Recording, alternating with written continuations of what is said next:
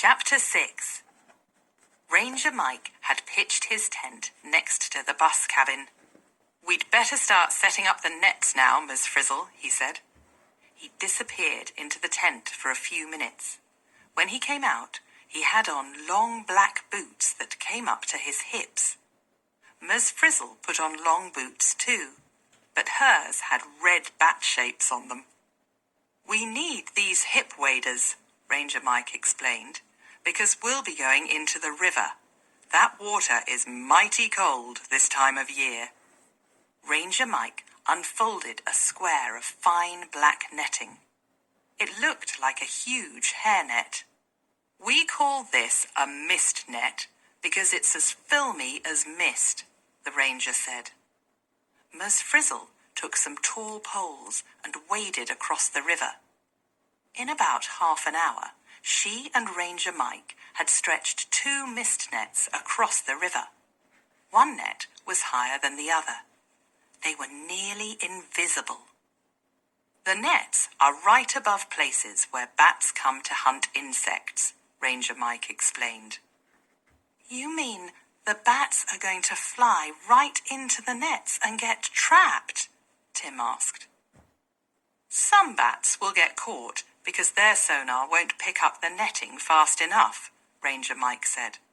"The net doesn't hurt them, and this is one way scientists learn about where different kinds of bats live. The bats are identified and counted, and then they are let go." "Why are there 2 nets?" Wanda asked. "Some kinds of bats fly low and some fly high," Ranger Mike told her. "The spotted bat, for example, flies high, so we need the higher net if we hope to catch one. In the lower net, we might get some yummies." "Yummies?" we all asked at once. "We're not going to eat them, are we?" Arnold asked. He looked a little sick. "Don't worry, kids. That's just a nickname for the Yuma bat," said the ranger. "It is one of the most common bats around here, but we might catch other kinds too. Yosemite has 15 different types of bats." "That's 15 too many for me," Phoebe said. "May I be excused?" D.A. went to stand beside her. "Don't worry, Phoebe," she said. "The bats won't bother us." Just then we heard the clanging of a bell. "Chow time!" called Miss Frizzle. She had changed into another bat outfit and had a campfire going on the bank of the river. "We're having a cookout," Carlos said. "Hot dogs, hamburgers, baked beans and potato chips," Arnold said. "All right." Everybody dug in and enjoyed the cookout, even Phoebe. As the sun went down, we sat around the fire, roasting marshmallows. "Ouch!" I cried and slapped my neck. "Mosquitoes!" "They're biting me too," Wanda said. "I hate mosquitoes." Ranger Mike looked out over the river. It was nearly dark. "The insects are out," Ranger Mike said. "It's time for the bats to wake up." "Now may I be excused?" Phoebe asked. "But the fun is just beginning," Ms. Frizzle told her. "Here are your night peepers. Put them on and you will be able to see in the dark." It was terrific. With the special glasses, I could see almost as if it were daytime. "I think we just got one in the net," Ranger Mike called. He waded into the river and came back with something cupped in his hands. "It's a yum-yum," he said. "A young Yuma." "That's a bat," Phoebe said. "It looks more like a brown cotton ball." "It's a bat, all right." Ranger Mike gently pulled on the wings so that we could see the shape. The bat's wings are something like our hands, with a thumb and fingers, the ranger pointed out. Sometimes bats use their wings to catch insects.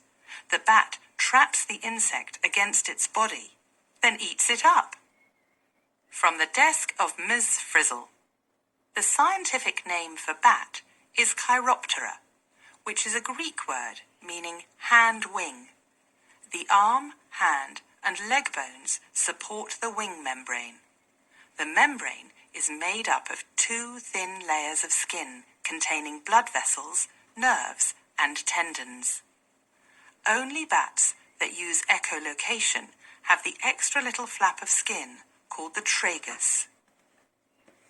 I didn't know that a bat has fingers and thumbs, Phoebe said. Bats are amazing creatures, Ranger Mike said. The more you know about them, the more you like them.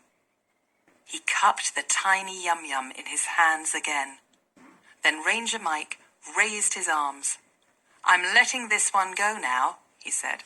Let's see what else we've caught in our nets. He opened his hands, and the little bat flew off into the night. Chapter 7.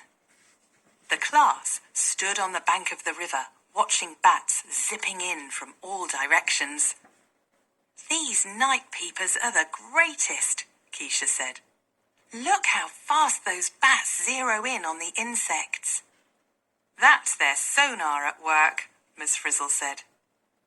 Most of the bats darted over or around the mist nets, but every now and then one got caught.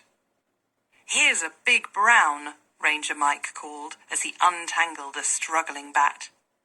It doesn't look very big to me, Carlos said, when Ranger Mike showed us the brown furry creature clinging to his glove.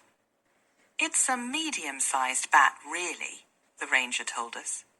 Bigger than its cousin, the little brown bat. With its wings folded up like this, it looks small, but in the air, the wings spread out to more than a foot across.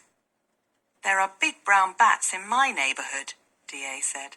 I've never seen one, but the people down the street had one in their attic one summer. That's not surprising, D.A., Ranger Mike said. Brown bats, big and little, get around. In the U.S., they live in all 48 of the continental states. No sooner had we let the big brown bat go than we had more action at the nets. Oh dear, oh dear, look what's coming in now, Keisha cried. We turned around to see a flyer with enormous wings, maybe 2 feet across, swooping above the river. In the next instant, it seemed to stop in mid-air. It had flown right into the taller mist net.